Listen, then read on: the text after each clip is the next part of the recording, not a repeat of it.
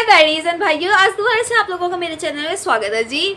मेरा नाम है त्रिशा और आप लोग मुझे मेरे चैनल से जानते होंगे।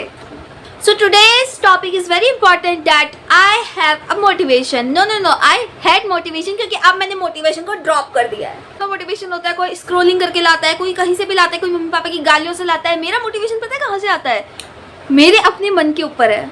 मैं चाहे अपने सामने 1000 रीलें चला लूँ कि ओ माय गॉड मेरे अंदर मोटिवेशन क्यों नहीं आ रहा, क्योंकि मैं 1000 रील चला के बैठी हूँ। शायद बदतमीज आदमी बन चुकी हूँ ना कि अब मेरे सामने मोटिवेशन, सैड, हैप्पीनेस कोई सी भी रील आएगी तो मुझे फर्क नहीं पड़ता। मुझे फर्क नहीं पड़ता ज़माना क्या कहता है। आज हम बात करने वाले हैं कि मैंने अपने पुराने पास्ट टाइम पे ऐसी मोटिवेशन की वजह से क्या हरकत कर दी थी जिसकी वजह से मुझे अभी भी गालियाँ पड़ती हैं। तो गाइस लिटरली मैंने अपने वाले प्राइम में मैंने अपने वाले प्राइम में कुछ ऐसी हरकतें की है जो कि इसी ईयर की हैं।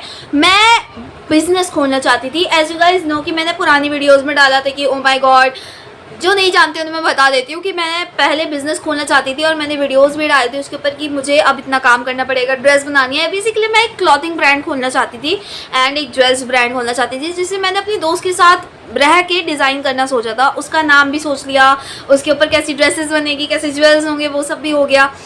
पर the real thing is this, my motivation, मेरा मोटिवेशन सिर्फ मेरे दिल के अंदर से आता है, यानी मेरे मन के अंदर से आता है, तो वो कभी भी नहीं आ सकता।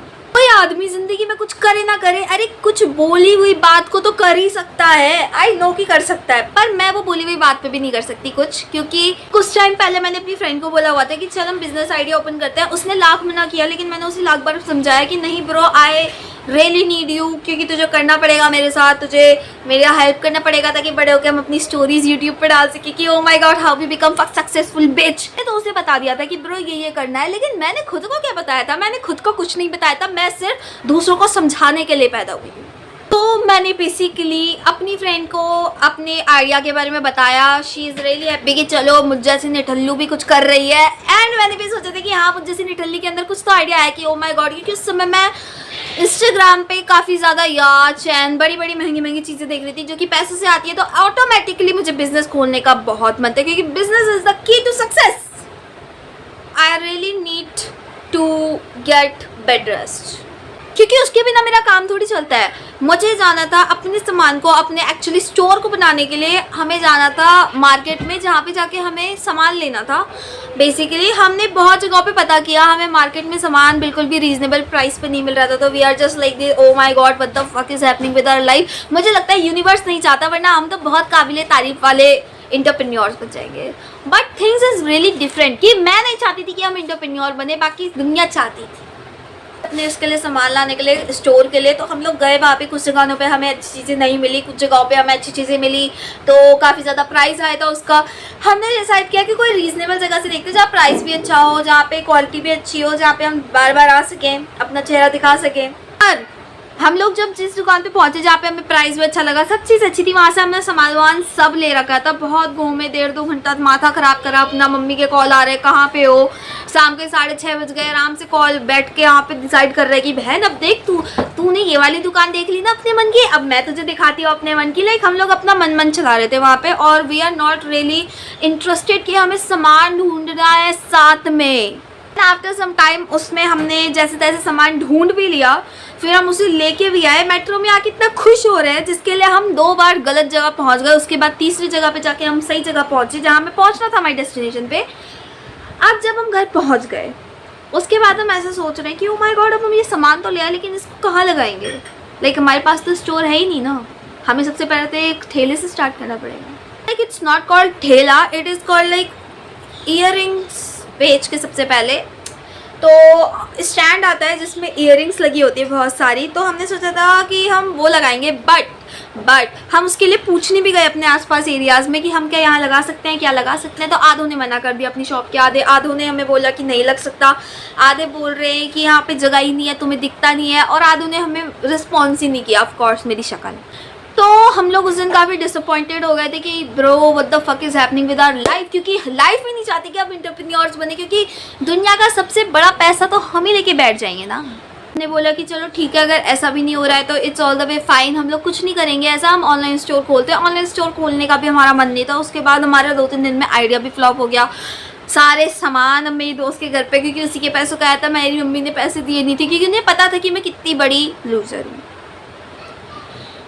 अब मेरी दोस्त की मम्मी ने उसे पैसे वो दिए हुए थे और हम 5,000 रुपये का सामान ले आए पूरा। Nobody is gonna judge us, but हम 5,000 रुपये का सामान लेके तो आए। उसमें लाते लाते भी हमारी 6 हड्डियाँ खराब हो गई। हमने बोला कि oh my god, what the fuck is happening with the life, हमें कुछ तो करना पड़ेगा, हमारे पैर नहीं चल पा रहे, हम क्या बिजनेस क्या खा खोलेंगे। जैसे तैसे अपना बिजनेस के लिए सारा सामान इकट्ठा भी कर लिया, हर जगह घूम के भी आगे कि हम क्या यहाँ लगा सकते हैं ठेला, यहाँ लगा सकते हैं ठेला, या क्या लगा सकते हैं ठेला, पर किसी ने भी हमें रिस्पॉन्स नहीं देना ज़रूरी समझा। ऑफकोर्स दोबारा से मेरा फेस। पर अब हमने ड्रॉप शिपिंग करने का सोचा।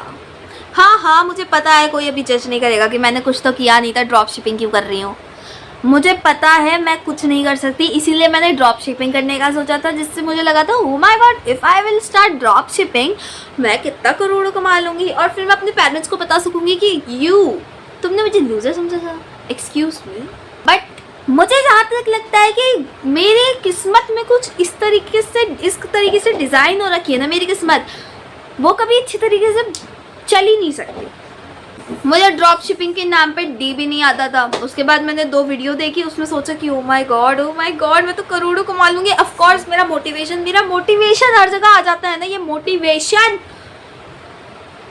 एक तो मैंने मोटिवेशन के चक्कर में बिजनेस के लिए आइडिया दिया, उसके बाद मोटिवेशन के चक्कर में मैंने उसे अपने साथ लेके गई, फिर मोटिवेशन के चक्कर में मैंने 5,000 रुपये भी खर्च करवाए, मोटिवेशन के आने के चक्कर में ही मैंने स्टॉल के लिए हर जगह जाके अपनी बेइज्जती करवाई, फिर मोटिवेशन के चक्कर में मैंने जाके सोचा कि क्यों ना ड्रॉप शिपिंग ओपन कर लूँ। What the fuck, I am so lol. अब ये सब तो चलो हो गया। ड्रॉप शिपिंग के लिए मैंने अकाउंट भी खोला। मैंने एक झुमके का प्राइस पता है क्या लिखा है? 400 रुपये। कोई बावर्ची क्यों लेगा 400 रुपये का, पर ओके 400 रुपये का भी दे दिया। अब मैंने 400 रुपये का डाला तो डाला, उसके बाद मैंने उसे ड्रॉप शिपिंग वाले ऐप को ही अनइंस्टॉल कर दिया। It's kind of funny, but अब मुझे ये सब करने में इंटरेस्ट है, अभी भी है, और मैं चाहती हूँ कि मैं अपनी एक अलग से स्टोर लूँ, उसके बाद ये सब मैं स्टार्ट करूँगी, क्योंकि अभी तो मैंने बकलौली कर दी ना, तो अभी मुझे ये सब छोड़ना पड़ेगा। मुझे लगता है कि अब मुझे कुछ अलग स्टार्ट करना पड़ेगा। अभी के लिए मैंने कंटेंट क्रिएशन चालू की है, अब मुझे देखना है कि ये कितना बकलोल तरीके से आगे बढ़ता है, क्योंकि मुझे पता है कुछ नहीं होने वाला है, पर मे बी कुछ हो जाए। किस्मत कभी भी डिज़ाइन कर सकती है अलग तरीके से अपने आप को, और उस किस्मत में मेरा नाम नहीं है। अब मैं मिलती हूँ आप लोगों को नेक्स्ट वीडियो में अपने बारे में कुछ तड़कता फड़कता बताते हुए। तब तक के लिए Trisha signing off, bye bye.